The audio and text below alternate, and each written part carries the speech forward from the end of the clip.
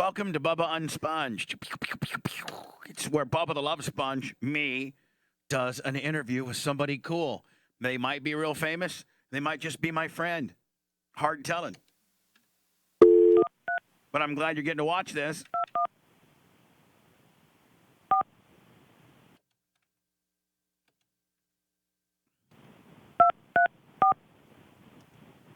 Watch, Shannon's going to wear me out about our Comrex.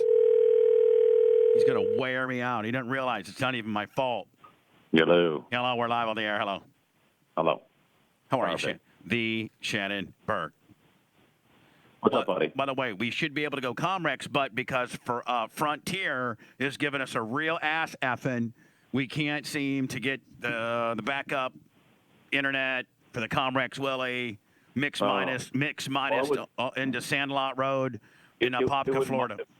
It wouldn't matter because I lent mine to our new station because there's crapped out on them. Man, you are an absolute pimp. Where when you come from major market like 7, you ought to bring equipment with you to mix minus and Band-Aid your new station onto 0. Hi, I'm such a sling and dick personality that the new station has to borrow some of my home jobby equipment to get our shit on the air. Just to get us on the air. That's ballin'. Shannon Burke is on the show, and, I don't even have to prepare for this because Shannon and I are really good friends. And honestly, Shannon, don't you think that, like, in the last, I don't know, like from the time that I kind of, gave Mike McVeigh just a little email saying Shannon is my guy, don't you think we've really become good friends? Yeah, absolutely. Like a lot better friends. Yeah, I don't think people, they don't want to believe that, Like they think that we're, they think because we're master workers and we're carnies that we really hate each other and we're just playing nice right now. Yeah, and if I say to somebody like on social media, like, no, we're good friends, yeah, right, we know. Yeah, whatever. We know Bubba talked shit about you back in the day, and you talk shit about him. You guys hate each other. And you know what? And admittedly, we did in the little bit of like the 2 or 3 years that we didn't like each other, we did talk some shit about each other. We really did. Yeah, we did. But I'm sorry for my part. As am I. It's just water under the bridge. I just think we're, people. You can't let stuff like that just hang over you forever and ever and ever. You got to move on. Well, plus we're a couple block rocking motherfuckers, and we always want to like fight. And I'm kind of over that phase in my life. Like I'm kind of chill now. Like I don't want to like this radio war that we're getting ready to go on. Like I hope that like maybe like they're not listening and get any strategic. Like, but me and Shannon, I think I'm a spokesperson. We don't really give a fuck about you people. No. We don't. Like not enough. We love to talk shit about them amongst ourselves, but yeah. I really don't. I don't care. Like, I think the day and age of us poking them on the chest and like wanting to do a boxing match and a bullshit McGillicuddy, like I could really give a fuck about them, to be honest with you. Yeah, but I think we'll have some fun with them at some point, I mean, we'll fuck with them a little bit, but we're not going to have long, drawn-out parodies and shit like that. I mean, we probably will show up at a few of their gigs, guerrilla warfare style, probably. I mean, that's, and you'll probably roll up on your chopper one of these days with a hot bitch on the back. I mean, Kim, and, I'm thinking that might happen. Yeah. I mean, I think we have... two things working for us that our new competition in Orlando does not have. A, talent, and B, content. They have neither. Well, hold on here. There we go. In all the years I've been on air, first of all, being assembled as part of a bona fide talk station is kind of rare because usually we've been sprinkled in, mornings on a rock or, just somebody that has the balls to step up and do this particular format is rare in itself. And then within that rarity, this is a pretty damn good lineup. Like this is the strongest afternoon drive guy I've had working with me yet. Other than when, Howard and I did, and I'm not trying to be bragging, but that was a pretty good team. But second to, I mean, you and I, and then, Sprinkle Ledge in the middays, that's rolling into Orlando. That's pretty fucking strong, don't you think? Yeah. Oh, yeah. Especially when, I look at that at the other station, and we can say it, it's TKS. I worked there for 5 years. And yeah, we talked about it on the air a little bit. Huh? We talked about it on the air a little bit today. It's like, yeah, it's 104.1. It's WTKS. Yeah. It's kind of an old 86 Celica. It's on its last leg. It was a great car back in the day, but it's And it's, they've put a couple timing chains on it and kept it together. But they held it together. It's got the same old motor it's had all this time. Yeah, I mean, they're about ready to fucking throw a piston, aren't they? Yeah, I mean they really are ripe for the taking at this point. And this city needs a little shake-up in terms of variety on the radio. They've never, ever, ever had any competition. Like most FM talk stations are standalones in their market. No one f's with them. Like The Bone, Jersey 101, and other big FM talk. No one ever wants to screw with them. And the reason why is because nobody can usually assemble local talent that can come in and make a difference because they're working over there for the most part. Right. Yeah. Exactly. And let's be honest, it's not a cheap format either. Oh no. You can't. I mean, just the fucking money they're paying you. I mean, you put the Caracciolo crunch on them. I mean, 7 figures. I mean, Jesus, God Almighty! I saw your contract. Makes me look like a little bitch. That's gonna be fun, man. I mean, you're Howard and I'm fucking Scotty Farrell. I'm just fucking scraping around for some scraps right now. Hey, but hold on. I will tell you this, and Shannon will back me up, that Shannon and I were kind of each other's support system during this negotiation, and there came a point where they pissed Shannon off. And Shannon called me, and I'd be like, Shannon, you're really fucked when you're calling me to calm you down. You're calling me to calm you down, Shannon. Yeah. And imagine that. I'm looking to Bubba to calm the waters, to make things smooth it out. And I'm like, listen, I'll even take less money if you have to get the fucking afternoon drive franchise in here. I cannot even fathom this radio station. I mean, this radio station, and I'm not blowing smoke up your ass. I've told this to the management, and you heard me. This station could survive more so without me than you. Like, you're an absolute Orlando franchise that you are the quarterback of this station. Yeah, well, we'll see if Orlando accepts me back into its loving arms. How can they not? You made you fucked up a little bit in life. Big deal. Yeah. We all did. Our new boss, Shane put it pretty succinctly. He said, look, you can't break a guy down for the rest of his life over one night, one bad decision, and one hold night. On. Life's breaking me the fuck right on down for a couple bad one-nighters. I should have stayed. When we were in that meeting last Thursday, I should have said, hold on, Shane. You can speak for Shannon, but I'm getting broke the fuck down still, cousin. But, I mean, when he mentioned the guy caught down the street, one of the leaders down the street at that other station, he said, you can Google that guy and find after instance after instance after instance of the same shitty behavior, If not, and I know that guy, I know there's, some legal proceedings in this somewhat near future if it doesn't settle. And I got to think that settling probably won't be, in his advantage either.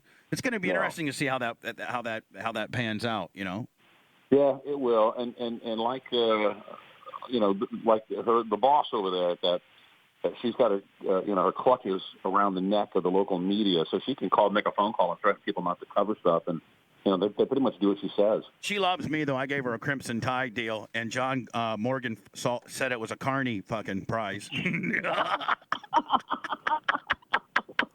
Bubba, so let me ask you a question. I'm in his office. I'm in John Morgan's office. I got this $300 piece of hex head art. Like, they're a client, and it's Linda Bird loves the Tide, and it's a lot of thought involved. And I bring it into John's little corner office there, and he's sipping on some stuff, and he goes, so, Bubba, let me see if I got this straight. You want me to walk into Linda Bird's with your little Carney piece there?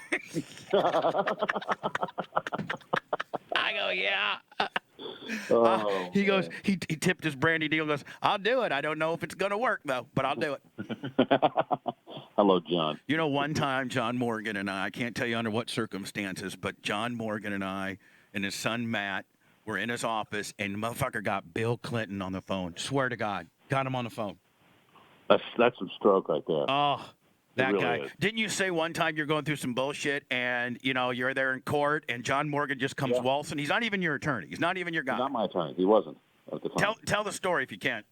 I was in a family court situation over a custody thing, and I had an attorney, and John Morgan comes in the courtroom. So you're during like a proceeding deal going on. Yeah, it's a hearing. Yeah, getting ready to start. John Morgan comes in with a briefcase, suit, dressed, like he always is, comes over to the table, puts his briefcase on the table, sits down in the chair next But to hold me. on, let's not forget he passes through the swing deal that only big slinging D's can go through. Like you just can't go through the swing deal if you're just Johnny Newcomer, right? Yes. Yeah. It changed everything. Everything went my way after that day. John never opened his mouth once. He just sat there. It's a beautiful look. And they turn to you and go, sometimes, Shannon, it's about what and who you know. Yeah. Then he made a comment about the woman I was in there with. He's like, boy, she's ugly. So now I think next Monday I'm rolling over to Orlando, and we're rolling you out. And then the Tuesday, I'll be, on 105.5 and AM 660 in Orlando. So my show then starts on Tuesday, and let her rip. Yeah. So you're going to be up here for the launch, right? Yeah, Monday. I should be there by 1 o'clock the latest. Perfect. The launch is what? 2? 2. Yep. 2 p.m. Now, are they going to do it in the courtyard there, or are they going to do it in the studios? I think the courtyard might be a mistake. Why? Because, you're probably right. Even in the lobby of the building. I think the courtyard would look too spacious for, even if you put 30, 40 people in there. I mean, that courtyard, you could put, half the Citrus Bowl in there. Yeah, that's true. It is a big-ass space. You're right. And the acoustics probably are horrible there. Right. We should be able to do it in the studio, I think. There'll be enough room in there. Yeah, I think so. I mean, I don't know. It's your deal, and I'm just there for moral support. No, you're on it too. You're part of the station, so you don't wash your hands of the whole situation. If it doesn't go bad, then pin it on me. Well, I got a hot shot it back over. So after probably, or I got to tell you, Shannon, Janessa and I were driving. I don't know what fucking day it was in Orlando, and boy, can I-4 get any more fucked up? I mean, can they? It's almost like they had a planning committee on how much you can fuck it up. Yeah, you're exactly right. But to come up with something that doesn't fuck it up nearly enough, we need to let's tear it down and make it go around the willy 4 or 5 times and get back on the road again. When is the date that it's supposed to be smooth sailing through I-4? Like when's the? I don't think it's like 2022. You're kidding me. No, and this has been going on for the last 8 years easily. It's been various stretches of it, They've actually built bypasses around I-4 before they've gotten the original I-4 done. Yes. And then it's so damn confusing, and you don't know if you're on an exit ramp at some point, or you're on the road, or you're going the right direction. It's a fucked up. I stay off of it as much. I know it sucks for you. You gotta. That's my only main artery. I can't crack a vein other than I-4. I don't think you can actually do anything to do with Tampa without involving I-4 going to Orlando. I don't think. No, it's impossible. Shannon Burke on my show with just straight bullshit. And by the way, Shannon, you're my 4th guest on Bubba Unsponged, and I know you know the company too. Well, I mean, Tony Stewart, Hall of Famer, Deion Sanders, Hall of Famer, Phil Henry. I would say Phil is a radio Hall of Famer. Oh, absolutely. And then Shannon Burke, Shannon Burke. I'm honored. So Tuttle had a question today. Let me play it for you. And I wasn't gonna hear. Hold on. I want you to break down everything of what happened that night with Shannon and walk us through everything that happened. And I said, I don't know if Shannon really wants to do that. I mean, like that fateful night. I've done it 1,000 and 10,000 times, and it was over a decade ago, over 10 And I mean, years what the ago. fuck are you going to talk about day one if you don't have that in your back pocket? Listen, I don't know. I don't know that it may be something I want to cover. I think that you save that and that you set an appointment and say, get a little traction. This is just my opinion. Get a little traction and say, listen, I hear the whispers about, who I am and where I came from, but let me, tomorrow or in a couple days, break it down minute by minute as to what really went down. Kind of like I do the Hogan tape that people are fucking tired of hearing. Right. I bet. Yeah, you're right. Set an appointment, set a day, get it on a Thursday. Yeah, like Monday. Monday. Listen, you know what? I read some emails. Dear Shannon, you're a pussy. You're afraid to talk about what happened. Great idea. Yeah. Yeah. You're a pussy. You won't, you're hiding the truth. You put your head in the sand. You won't tell us the truth. There's two sides to Right. every yippee-yo. And then you're Yeah. like, fuck it. On Thursday at 3 o'clock, I'm going to break this motherfucker down. Yeah. And then you break it down. You're right. I probably will have to. If I don't address it in this little press conference, I'm sure they'll come up in that little press conference that we do beforehand. Yeah, you know what? And then during the press conference, I would say, as a matter of fact, I'm glad you brought that up because that's going to be in the next couple of weeks a very serious topic on my show. I'm going to break it down. I'll break it down minute by minute. So make sure you're listening next time. Yeah, probably so. I mean, and it is. It's so. Look, it's part of my history. I come with that baggage, and it's not something. And I've never shied away talking about it. People want to know, I'll tell them. If they want to know what really happens. Because sometimes I feel compelled to say it because and people that are listening don't know. I was involved with a gun, but I hear people tell me constantly. They tell me the story. They're like, "Yeah, you went home in a rage." And you tell there's so many. There's so many urban legends and splinters of this story. Like I've heard that you used the dog as a silencer. Yeah, and then there's one theory out there that I tried to shoot her with one gun and it jammed. So I reached for my second gun. I only had one gun. I didn't have more than one firearm. I mean, don't try to put two guns on Shannon. I mean, please. I mean, he did have a diver's knife in his mouth like a pirate, but he couldn't quite get to it. Yeah, I tell him first I put shoe polish on my face and I crawled down the hallway on my belly. Right. And you had an eye patch on, right? And I heard you had how those Mexicans have those bullets that are strapped across their chest. I heard you had those. I heard you have those too for backup. Yeah, the ghillie suit. Yeah. It really is. Look, I'm a lucky man that it didn't go worse than it did. I mean, Shannon, if what you went through would have been far worse had it been fatal or it been even more injury than what occurred, right? Or had it been intentional, it would have been a lot worse. Right. And it wasn't intentional. People say, you tried to. Don't you think the police and the investigators and all the people that are involved? They didn't want to cut you a break. Yeah, they're not about to cut me a break. No, they want to throw the fucking wood to you so they can be like, you know what? We got that motherfucker off the streets. Yeah. That cold blood Got killer. him wrapped up. Yeah, that biker. That biker-looking tattooed scumbag from Austin, Texas. That motherfucker's rotting in Stark right now. That's what they wish they were saying, don't you think? Yeah. Oh, absolutely. Yeah. So I think, Shannon, I think that you hold on to that nugget and break it down because you're always going to be judged by that. And I think you got to get in front of it because most of the information out there is not correct at all. Right. You're right. 90% of it is incorrect.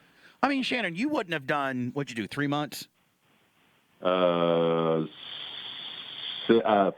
total. 5. They don't put, 5 months ain't shit in the overall shooting my wife in the head scheme of things, right? Right. I mean, so if you shoot your wife in the head and you only get 5 months, then, and the fucking people that don't like, and the people that prosecuted you certainly aren't, you didn't come from money, you're not privileged, you're not one of the good old boys in the town. You're not you're not Shannon Morgan. They were wanting to lay the wick to you. So if a guy does 5 months for an accidental, ricochet willy, it truly was a ricochet willy because anything other than that, you'd be in jail for 20 years. Oh, I'd still be there. Absolutely. How bad's jail? It's not prison, but a lot of people that I've met in there would rather be in prison than in county. I'm like, whoa, there must be some bad shit. County is county all right? I mean, could you eat okay? Did you do push-ups all day? Well, I had commissary to make up for it. But the other food was shitty. It was powdered eggs in the morning, watery powdered eggs with more water than eggs. In one little compartment of the tray, piece of dry toast. How much did you have in your commissary? I went to about $100 a month, and then you can buy a lot of shit in commissary for $100. Let me tell you. I mean, could you have gained weight? Could you gotten ho-hos and Twinkies and all that kind of stuff? Yeah, Butterfingers, honey buns, foil packets with fish or tuna. Now, can you negotiate Can you negotiate stuff in the clink for? Absolutely, that's currency in there. So, let's say you and I are sitting here and be like, hey, Shannon, what would I give you if I could get one of those Twinkies? I mean, are you gonna do I have to blow you or something? No. I'll tell you one thing. There was a guy that came around once every couple of weeks, and on the outside he was a barber, And in there, once they realized he was a barber, he would come around and cut people's hair. You have to get on a list. And if you could throw him a butterfinger, he'd give you a good haircut. But if you were just a freebie Jones that had no commissary, you had a jacked up dude when you got out of there. Just a fucking bowl cut. But if you gave him a butterfinger and a yippee-yo, man, then you were tight. Absolutely. And then the next time he came around, he'd be on the first of the list if he knew you had some some cup of noodles. Some fucking ramen noodles, and he's got you tight, doesn't he? Yeah. Now, if you're in jail, do they offer haircuts like just as part of the deal, or do you have to wait for on the take Jones to come by?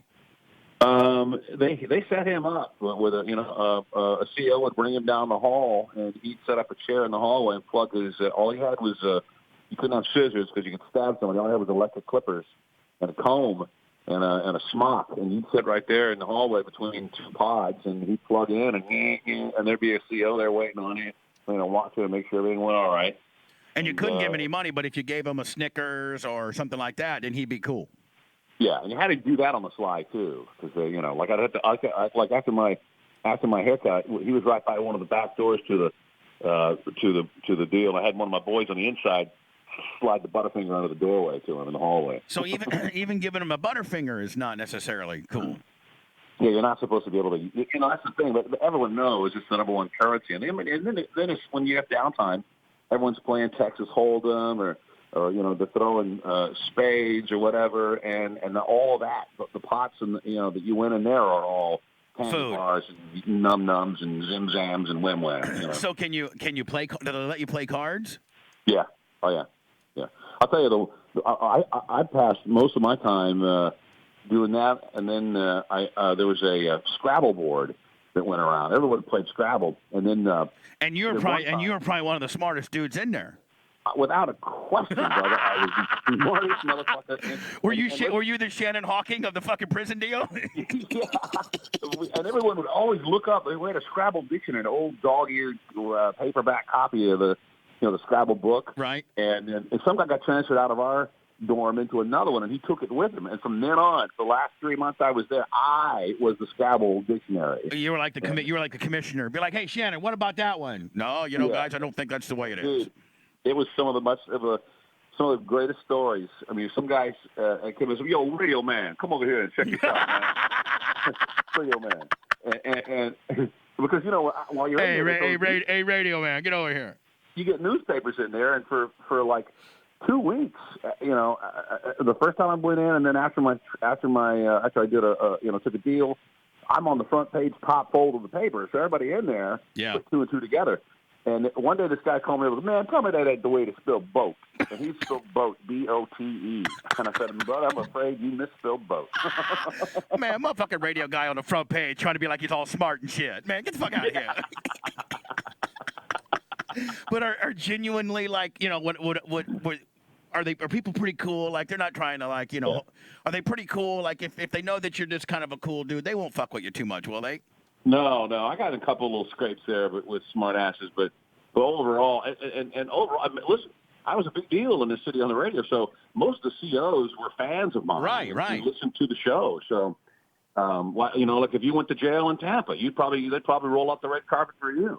That or they'd butt fuck me, one of the two. Yeah. So now, whatever happened to you? We used to buy prison IDs. I'd love to buy your prison ID. Oh, I wonder if I could. I wonder if you got it. I did have to wear an ID. I wonder where your prison ID is, man. We should make that the billboard. Then I did 4 months in Seminole County, and then because I violated probation for a DUI, I got in 2007. After that, I had to go serve 34 days at Orange County Jail. So hold on, you're saying when you get out, you got done doing your crime in Seminole County, and they were waiting for you when you thought you were getting out? Yeah, well, they just transported me. They said, come on out. Here, put the shackles on, put me in the back of a van, and drove me to Orange County Jail, 33rd Street. Don't you feel helpless, like they could almost just make you disappear because nobody really knows where you're at and shit like that? Like the next thing you know, you're in the back of the fucking field at Orlando International Airport getting killed? Yeah. I mean, if they shackle you, Investigators. like literally, like you're a fucking human trafficker, you're being human trafficking. I mean, who's to say that they just, Yeah. you know? And in Orange County, they have a different protocol there, a much bigger facility. And I was, quote unquote, because I was a celebrity in town, quote unquote, and they put me into protective custody. And protective custody to them meant isolation in ADSEG, where I had to be I'm in a cell inside of a cell inside of a cell by myself. Like no you're fucking sunlight. Hannibal Lecter. Yeah. They put a mask on you and put a refrigerator carrier on your shit? Yeah. It was pretty bad. But look. Now, did you ever get to go hang out with when did you get to go hang out with the homies then? In Seminole County is when I hung out. But when you're in Orange, you are all by yourself. That had to, and you're such a people person that had to drive you insane. Yeah. Dude, I read in that 34 days. I read 6 gigantic books. My family sent me these books. You could send a certain amount of books at a time. So I'm reading books of 600, 700 pages books, and I just bury myself in it until I fall asleep, and then wake up, get my food, eat whatever, and then read until I fall asleep again. It was pretty tedious. A lot of jacking off. Not so much because in ADSEG there's a camera in the cell all the time. Some creep is watching me in there. I snuck one here and there. Like at night, like a little, like maybe a like kind last of night. maybe. Yeah. I'm thinking if you were like against those walls, that might be concrete that might have slick painting on it. Might be a good little texture, humping on the wall a little bit. Like I don't know. Well, I wasn't that, but wasn't to that extent. I used to fuck a warrant when I was a kid. I used to get a sock and I'd put water on it and I'd microwave it and then I'd fuck a sock. I mean, that was like when I was 14. I mean, come on. Oh my God! Yeah. I'm always good with just straight hand. I don't need any other sock. I don't need a microwave. I don't need a melon, any of that shit. I just none of that stuff. The Shannon. No, there are guys when you're in a in a dorm situation. There are guys that will make you a one of those for a bag of Doritos. Make a toilet paper roll and a rubber glove they steal from the kitchen. Like a pocket pussy. Yeah. They'll make you one for a bag of Doritos. I'd go get me one of those fucking party pack Doritos and just be handing them out like I was at the Macy's Day Parade. I'd just be slinging Doritos. I'd be the fucking Dorito man. I'd have all the pocket pussies. Now, but was there any BFing going on? No, not anywhere where I was. There were some pretty hellacious fights, but I was in an area called the God Pod. That was the nickname.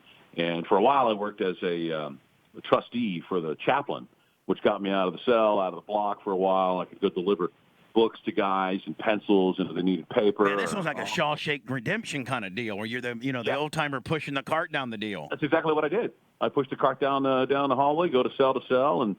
But could you strike up a little conversation with like, "What's up, Jerome? Nah, what's up, Shando?" Oh yeah, all the time. Yeah, I had some boys in there, and there was a time there was a famous missing. The girl's still missing, but I think the guy went down for it here. I forget the guy's name, but he was a pretty notorious guy that everyone hated, and I saw him almost every day that I went by there. Now, what happened? What happened the day? By the way, the Shannon Burke. On the air, and he's going to be the afternoon drive guy on our new station in Orlando, AM the Florida Man Radio, AM 660 and 105.5. Now, I was able to get 660 real well, and I don't think they fired 105.5 up yet, have they? It's up now, but it's not up to. I mean, in town, it's great. It's a really good signal. But they're getting more juice, aren't they? Yeah, they're going to jack it up the height of that thing, and it's going to make it as powerful as our competition. So getting ready to put the Caracciolo Crunch on it, huh? Yeah. So Caracciolo Crunch. So Shannon, what's the first day? You go do Orange, then you got to go do 34 bullshit Tic Tac days in Seminole.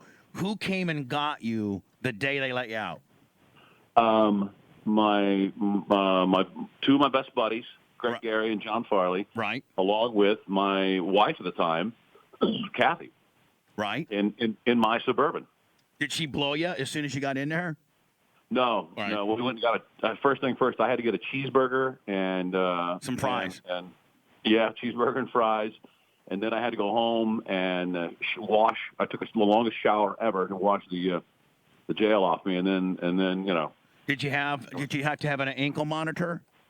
No, not then. But, in the beginning, I had an ankle monitor on my left ankle and an alcohol monitor on my right ankle. That's pimp. Yeah. And then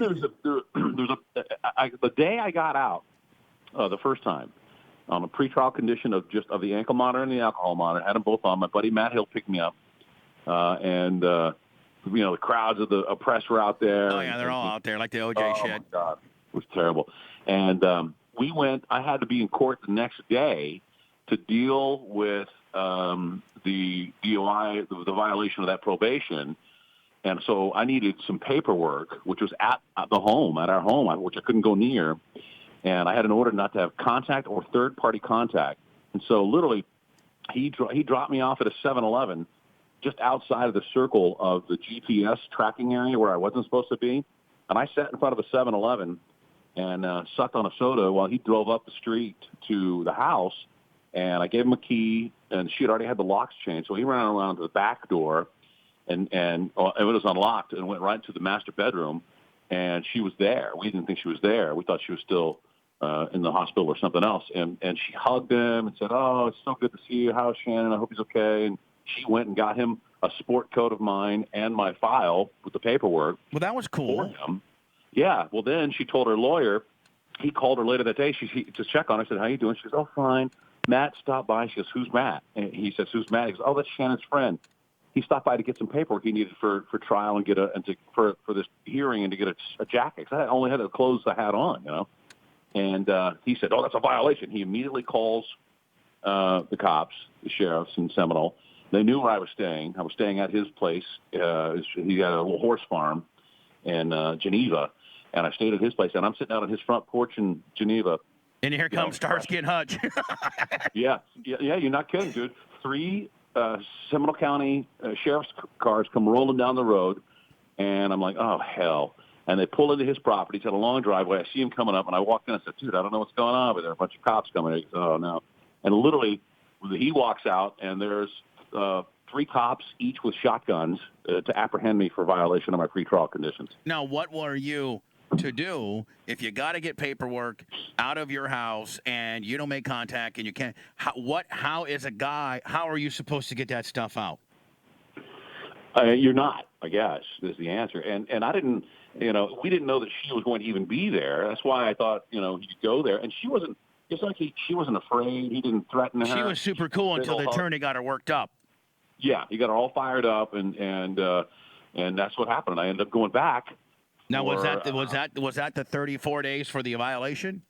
No, that was I had to go back there for. I was in for like 7 days, 6-7 days before I could get a bond.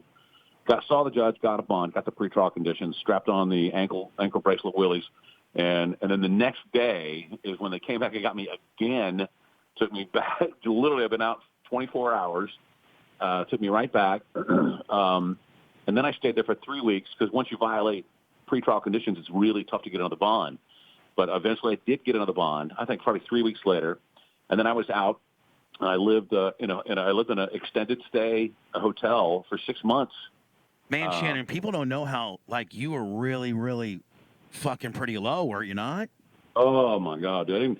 I barely left anywhere. When I went somewhere, I had to carry this giant box that was like a giant old school cell phone, weighed about 3 pounds. Like an old bag phone that we used to carry back in '86. Yeah, because that would communicate with the bracelet on my ankle. Right. And I had to carry it everywhere. And if you're not thinking about it, you take it back to my hotel room and I put it on a charger. And then when I went anywhere, I had to put this massive thing on my pocket. And if I didn't have it, one time I forgot it and just went to get some gas and some smokes or something. And my phone starts ringing, and it's the sheriff. Like, "What the hell? Where are you?" I said, "What do you mean? You know where I am." And I realized I didn't have it. And I had to run back to the hotel room and put, get near that other receiver and then make the phone call back. And one day I'm in the hotel room, and I'm, just kind of chilling. I'm, it's like a little, extended stay, little kitchenette type deal. And I'm just kind of chilling, watching TV. And there's a knock on my door, and I had. I looked through the peephole, and there's a cop there, and I had a phone that I was not supposed to have. It was a phone that that they didn't know I had. They had my other phone, so I could check my phone records and see if I made it. But you had like a burner Willie. I had a burner, and I was on it when the guy rang the door, when they hit the door. So, and did you stuff it in your butthole real fast? Oh my God! in your prison pocket? I suitcased it, yeah. I shoved it under a mattress of this bed way in the center, and then I opened the door, and he goes, Shannon Burke. I said, yeah. He goes, hey man, he was a cop that was a fan of mine. He was rolling through the parking lot of the hotel, running plates like they normally do. Found out that I was there, asked the front desk where I was, and just wanted to come up and say hello and wish me well. He almost gave you a fucking conniption fit, did he not? Oh, my heart was beating like a rabbit on a death sentence, dude. Whew. And so your extended stay Willie, and I mean that had to be a super low point. When did, after all of that, how was Radio IO your first radio show back? No, you did some AM stuff. Yeah. Well, you did some AM stuff, didn't you? Yeah, I did some AM Jones around the time, and some guys, the Tuteras, Carmine and Carl Tutera, which are great people, father and son, old school radio guys, just salt of the earth dudes. And actually, they reached out to me while I was in Seminole and said, "When you get out, we want to talk to you about doing something here." Good, good, and good for those guys, Yeah, it was really nice. And they couldn't pay me a lot of money. They wanted to split but they really helped me out quite a bit. And then I had, when it was clear that my attorney at the time, Mark O'Mara, warned me. He said, if you're going to go home with your wife, he goes, I don't suggest it. But I kind of wanted to make it, see if we can make a run at it, and after all of this, and she was on my side and supportive of me. He goes, but listen, she makes one phone call, Shannon, whether or not you've done anything. If she makes one phone call and they can place you and her in the same room or the same house together, you're going down for a long, long time. You'll go to prison for a long time. So even if you were Johnny fucking calm and collected, and she just got on her period one day and got all mad like chicks do, and she made one phone call, even though you didn't do anything, you would probably go to jail for 5-6 years. 5 years, 6 years is what he said. So just because she's bloated. Yeah, because she's paying water. Right. Now I'm in prison. Thanks a lot. Right. So one afternoon, in the same house where all that shit went down, I'm in the master bathroom, which had a door that from the master bedroom into the bathroom, kind of a little suite, and then another door out to the pool. And she had I forget what she was all riled up about, something on Facebook or some I don't know. And she came to the door and stood in the doorway with her arms out on either side of the doorway, kind of making it known that she didn't want me out of that bathroom, and just read me the riot act and screamed and yelled. I could see her getting upset. And buddy, I put on my underwear and my shirt and my pants, and I went out that side door to the pool, jumped the fence, hopped in my Suburban, and hauled ass. Never went back. Like a straight pimp that you are. You're like, I am not going to be fucking hemmed up on this deal. And then did you ever get freaked out when maybe you were giving her the business and maybe you didn't bring it home like Big Papa, and she's like, I'm going to call the cops for premature orgasm deal, and you're going to go to fucking prison? And then I rented a little house in Sanford, and I got some of my things with the sheriff there, from the other house, clothes and a couple pieces of furniture and stuff like that, along with my friend John Farley. And it was a funny story. So we're unloading the stuff into this little rental house in Sanford, Florida. Is that where your studios used to be? No. When you were that was Claremont. Oh, okay. Claremont or Altamont Springs. So this is further north in Sanford, and I'm unloading stuff, and this old couple lived next door. Busybody old. Man, that was weird, wasn't it? It's like literally just got hacked. It's like I didn't pay the phone bill. Like that was some alien shit, was it not?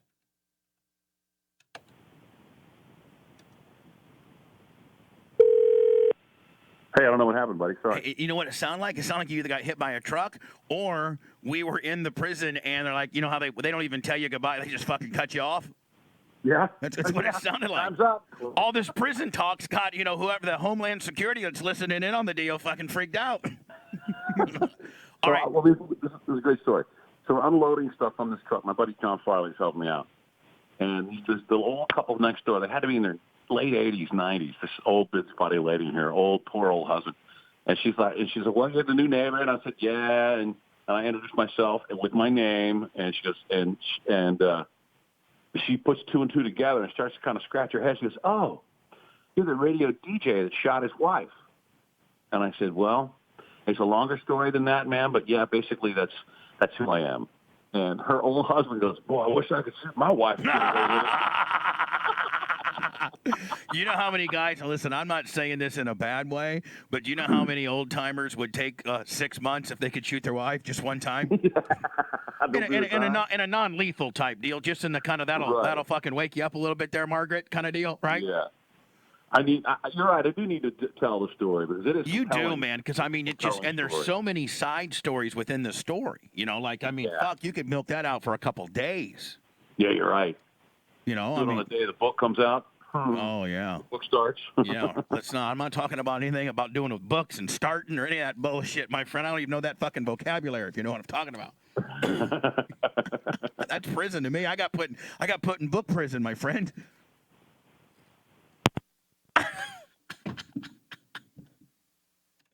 What the fuck is going on? Hold on. Shannon, you there? I'm here. I don't know what keeps happening. I think the hackers or the trollers or something like that are full hot on the deal. You know that iHeart's probably sabotage. Hey, Shannon, is it true that Florida Man Radio is going to be on iHeart? Yes. on the iHeart deal? It is. And they'll probably try to sabotage that. Well, we're also going to have our own app, too. But, no, I know that, but it's just I find it unbelievable that, iHeart's the sexiest and the biggest of that world, right? Right. I mean, with regards to music apps, they're huge, and we're going to be on there handing their asses to them on their deal. Competing with them on their very own platform. What are they going to do when, you know that they have all the numbers on their little iHeart platform deal, when we are pulling bigger numbers than their local iHeart deal on iHeart? I don't know. It's going to be, I don't know. Well, they may let us out of the contract. We're contractually obligated to do it for a certain amount of time. I don't know how much time we have to do, like another year. I think we stick with our contract. It's just a more of an inside fucking to them, don't you think? Yeah. Oh, yeah. I think we actually are going to have to hold them to the contract. Oh, no, you guys can't get out of this fucking deal. We want to be on your platform fucking with you. Yeah, because you and I both have a tremendous stream listenership. Yeah, I'm going to be honest with you. You and I's listenership could very well be bigger digitally than what we're getting. It could be comparable to what we're doing terrestrially in Orlando, digitally outside of Orlando. Absolutely, I agree. My numbers in Atlanta were are the biggest numbers in that cluster, streaming numbers. And the entire Cumulus cluster, and that, now listen, motherfucker, I hate to tap myself on the back, but that's because of the Radio I.O. branding, my friend. Yes, I was just going to say, that is from the Radio I.O. branding. It totally is. And that my time at I.O. did tremendous things for my audience nationwide. I mean, and I have a client who's going to be on with me here in Orlando, financial guy, oxygenfinancial.net, and he got from my show in Atlanta, through the listeners that I gained from you, from Radio I.O., he got a $5 million client in New Jersey and a $5 million client in San Diego, California, from guys that heard him doing his weekly spots on my show in Atlanta that they listened to, and he could jump on a plane and fly out and see him. And he's opening a satellite office here. He needs to be taking you and I to the fucking Rachel's for some steaks is what he needs to be doing, motherfucker. Right? I agree. It's a powerful thing. Now, is Kim cool? Is BTK? Is Kim cool enough with us going to and her going with us going to? Absolutely. She'd be there in a heartbeat. Do you remember Club Wana? Is it still around? No, it's not. I think Rachel's is pretty much the only game in town here. And my friend owns it. Did you know that? No, that's right. Your old neighbor, right? Yeah, my guy that I just up until I was there till March, but yeah, my old neighbor of 20 years owns it. Wow. Yeah, so I mean, we'll be fucking VIP. Not only am I rolling around with Big Dick Shannon Burke, but I'm gonna, I got my buddy who owns it. Yeah. I think we should bring Toys for Tits back in Orlando at Rachel's this coming Christmas. Well, that's a great idea. But Shannon, we don't do it we use my show to promote that because mornings is tougher to get a live crowd than afternoons, and Right. we make it like a Friday after work kind of deal, like 4 to 8, live on your air, and I'll be there with you co-hosting. Absolutely. I think it's great. And you know what? A lot of these stations out here, like the one we're competing with, they don't take strip club money. Well, we do. Yeah. Hell yeah, we do. Yeah. Well, hold on. I'm not being Bubba Caracciolo where I'm like, making decisions for him, but I got to think that we certainly want to take strip club money. Yes, absolutely. Yeah. I mean, it's a whole genre of advertiser that's left out there without any radio exposure, and we got it. And when we need to say, hey, listen, fucking Rachel's, not only we take your strip club money, but we'll give you a Bubba or Shando Toys for Tatas, 2 Fridays before Christmas. Yep. Put them titties on the glass. Oh, did I say that? I can't think you can say that on the air, on our regular air. Titties on the glass? Probably not. Well, and we got I got my new female co-host, which will be good for chumming the waters. I think that's gonna, that helps ease the female deal a little bit there. Yeah, yeah. Is that the first time that you met Janessa? Yes. Yeah, I mean, I'd watched her on the Twitch on the Twitch channel a number of times, but no, it's the first time I met her. She's good. She's got a great attitude. She's cool. Very rarely do you have somebody that cool and that hot, and she's pretty cool. Stiff though. She got drunk on Friday, and I don't know, but she's allergic to energy drinks. It makes her turn into the devil. And we were driving home Friday night, and she was, oh my God, like it was an exorcism. I'm like, I don't even know this person. Really? Yeah. Oh, it was bad. I stayed up all Friday night, fucking afraid that I was going to get reverse Shannon Burke. Oh my God! And you know what a reverse Shannon Birkin is, don't you? Yeah. It's when the girl shoots the guy. Yeah. And then she becomes my co-host. You're going to have to have a big fight. You're going to have at least a 40 caliber to go through my gorilla head, though. I'm just going to tell you. Yeah. Yeah. 22 ain't going to penetrate me. What caliber was the gun, Shannon? 40. Oh, it was? Sigma, yeah. Did you have it sideways, like a gangster? No, it didn't have a clip in it. I just charged the clip. I had to never check the chamber because I normally never kept one chamber. And you're acting like you're at Gunsmoke, flipping around like Josie Wales, and fucking had a mishap, didn't you? Trying to spin it around in my holster. Phew, phew. And listen, and when I moved into that house in Sanford, that's when someone finally called me one day and said, "Hey, you need to listen to the Bubba UNsponged. He's really giving you some shit."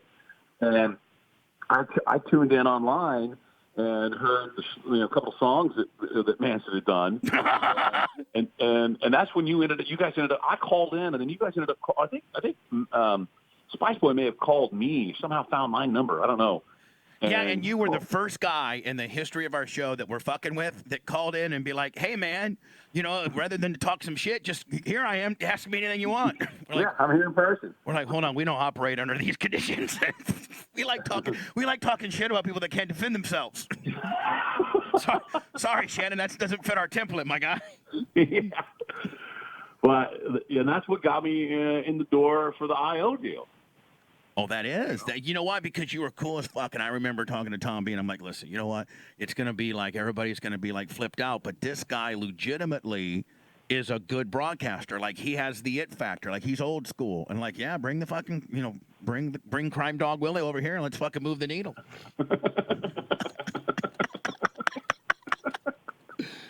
Hey, how are those gummies working out for my girl? Oh, fantastic. She slept like a rock yesterday. She loves it. She's been, she had a rough weekend. Chemo was last Wednesday, so the weekend following her chemo's a little rough, and she's been kind of sickly and not feeling good in her stomach. And last night I said, "Come on, how about the gummy?" She goes, "Yeah, give me the gummy." Give me a fucking log. She feels great. Wish upon a star. Say it, cuz. Yeah, that's true. Wish upon a star. And when she gets out of doing all this shit, they're really good to fuck on. Like, I'm just telling you. Like, Yeah.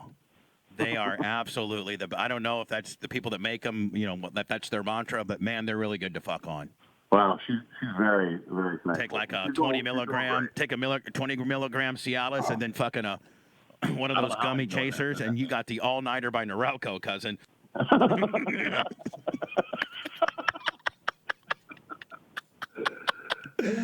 Straight laying it gorilla style.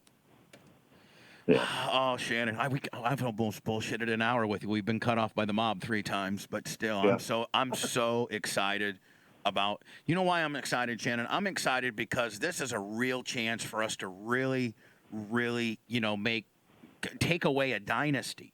Like this radio station that we're getting ready to go after, for 20 years they've never had a lick of competition. No. They've never had any radio station like John Caracciolo that was smaller owned, but yet could come in like a little fucking ninja and even do this shit. And I think it's going to be absolutely just really like a Power Pig kind of versus Q105 kind of feel, I think. Yeah, I do too. And here's the thing: they have let that station go. I mean, they have a program director, but it's only in title only. He's never done anything but that radio station. So he doesn't really have an understanding of how to program a terrestrial station at all. So, and they used to be, back when I was on that station, it was a top 5 station, number 1, and he never slipped out of the top 5 or the top 3. Now, every single show over there hovers outside the top 10, around 16, 15, 16th place. And they're happy with that because I'm sure they're still monster billing and paying, guys getting a lot of endorsements and things of that nature. But in reality, we could overtake them. But in reality, if we put a 30% hurt on them, we might shut them down. Yeah, I mean, it's an expensive format. And we've really whored ourselves down to zero to get this job. And so John, put up the Cratchula put the crunch on us. Means getting $1 zillion talent for fucking peanuts on the dollar. Yeah. And we're ready to do it. We're ready to work hard and prove ourselves because I, honest to God, think that when we do crush them or do really well, they're going to be like, wow, maybe they'll try to hire us then. Yeah. Yeah, well, we'll see. Who knows? Hey, listen, listen, I'm not saying it disrespectfully. You know how much I care about John Caracciolo. I've worked with him before, and him and Shane, and you know what? I've gotten close with Lynn too, and I really got a ton of respect for those guys. I really do. Yeah, I got to tell you, when you walk in there and see the owner of the company, John Caracciolo, in blue jeans, a T-shirt, and work gloves, and he's ripping apart an old studio to build a new one for us himself, sweating like a And pig. that little motherfucker will climb up the tower and fucking rewire some shit. He's real. That little fucking ninja. He can go up there and fucking do a unidirectional with a downtown deal. I mean, it's. Yeah, he's an engineer by trade. The guy knows everything. Can you imagine Linda Bird trying to figure out what's wrong with a board or something like that? And Shane's cool as fuck, and Lynn's cool as fuck, and everybody's cool as fuck, and me and Shannon are fucking cool as fuck. The Wolf is cool. It's. Hey, who I like? I like that old timer that works on the Bud. I like that dude. Mick Dolan. I love that motherfucker. He's like an older Spicoli kind of deal, is he not? Yeah, he's been around the WDIZ days down here in Atlanta. Has been around forever and ever. I like that guy. I'm gonna have Janessa give him a lap dance. That'll take him right down to fucking zero. You might set him out. Nick Nolan died today of a massive erection because Janessa put him on the glass when he was doing a fucking break on the Bud. He's going to be on Legend Show. Lynn Shackelford tried to get the fucking, remember those things the emergency 51, the paddles of, it was clear. And they put them on your fucking chest and shock you back to zero.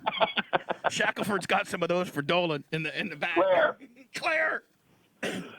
Shando, I'll see you Monday. Monday. I'll be there Monday. Great. And I just can't tell you how fortunate I am to work back with you, and thank you for having my back. And I'm just thank you for having me on. Let's do this. I'll call in to you Monday morning. Yeah. Set the whole deal up. Yeah. And there's a chance we might have our internet up, our backup Frontier. We're getting fucked on the backside. Internet up so we can. Oh no, you can't Comrex anyway because they got it. Well, I think I'll have it back middle of this week. I think I'll get it back tomorrow, the next day. I will see. All right, buddy. Hey, but anyway, any consolation, I'll talk to you on my show Monday, and then I'm leaving the show and coming right over. Excellent. All right. I can't wait, buddy. It's going to be a big day. Tell BTK I said hi, buddy. I will, brother. Bye, buddy. See you later. God, I love that guy. Absolutely. I'm just telling you in full disclosure. We talk on the phone probably once a week, just like that. Just like brothers, just straight cracking up, fucking with each other, just cutting straight up. The Shannon Burke, formerly with me in the morning, formerly afternoon drive on Radio IO, formerly middays in Atlanta on 106.7, the Cumulus Talk. And now my partner in crime with Scott Ledger. Hey, man, don't think Ledge ain't going to knock it out in the middays. That's my guy. Ledge and I go back to 98 Rock days. Ledge is a survivor. That motherfucker is scrappy. I like Ledge. I think it's a hell of a lineup. I think that's a really, really strong lineup. I don't think there's a chink in our armor, so to speak. Florida Man Radio, AM 660 and 105.5 in Orlando. It's also going to be heard on iHeartRadio on the iHeartRadio app. I think you can just type in Florida Man Radio, and you can listen all day long. Thank you, everybody.